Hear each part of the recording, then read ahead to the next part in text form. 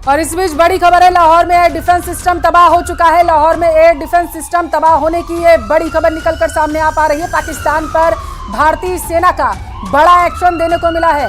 BRK FSH Bharat ने पाक air defence system को तबाह कर दिया है। तो ये बड़ी खबर आपके टेलीविजन स्क्रीन पर है, जहां पर बताया जा रहा है कि पाकिस्तान की गोली का भारत ने मुंहतोड़ जवाब दिया है। और जानकारी ये सामने निकल कर आई है कि लाहौर में एयर डिफेंस सिस्टम पूरी तरीके से तबाह हो चुका है।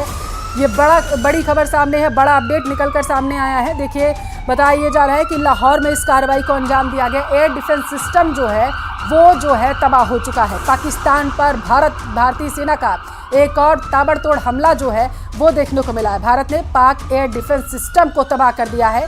पाकिस्तान की गोली का भारत ने मुंहतोड़ जवाब दिया।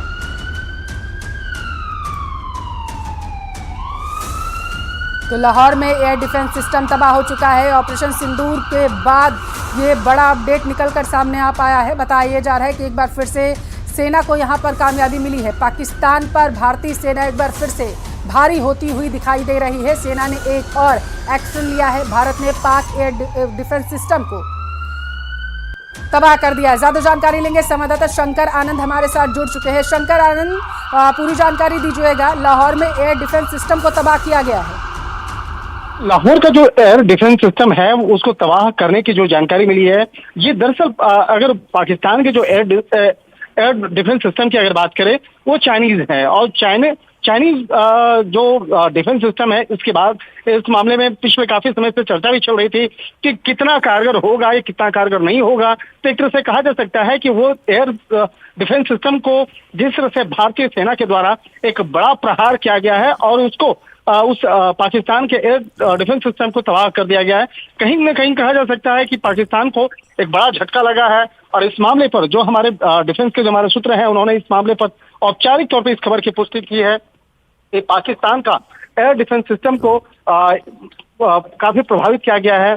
और जिस तरह से कहा जा सकता है कि पिछले कुछ समय पहले जिस तरह से ऑपरेशन सिंदूर को अंजाम दिया गया था, उस वक्त में भी पाकिस्तान का एयर डिफेंस सिस्टम जो है बहुत ज्यादा कारगर साबित नहीं हुआ था, क्योंकि जिस तरह से भारतीय सेना के द्वारा इस पराक्रम को अंजाम दिया गया, तो उस पराक्रम को जो अंजाम दिया गया तो भारतीय मिसाइल को वो ट्रैक नहीं कर पाया। और जिस तरह से अब एक नई जानकारी मिली है कि वहां पर आज जिस तरह से एक बड़ी कार्रवाई को अंजाम देते हुए पाकिस्तान का जो एयर डिफेंस सिस्टम है जिस तरह से उसको फेल किया गया है, कहीं न कहीं कहा जा सकता है कि वो पाकिस्तान को एक बड़ा झटका लगा है। और पाकिस्तान के तरफ से अवंतीपुरा, श्रीनगर, जम्मू, पठानकोट, अमृतसर, कपूरथला, लुधियाना, जिस तरह से बकायदा कहा जा सकता है पठानकोट, यहाँ से जो मिसाइल से अटैक किया गया और शायद इसी का असर है कि पाकिस्तान को एक काफी बड़ा एक नुकसान हुआ। जी। एक बार जरा सा एयर डिफेंस सिस्टम होता क्या है, दर्शकों को बताइएगा आसान भाषा में, ताकि वो समझ सके कि किस तरीके से डिटेक्ट करता है मिसाइलों को और इसकी भूमिका क्या रहती है।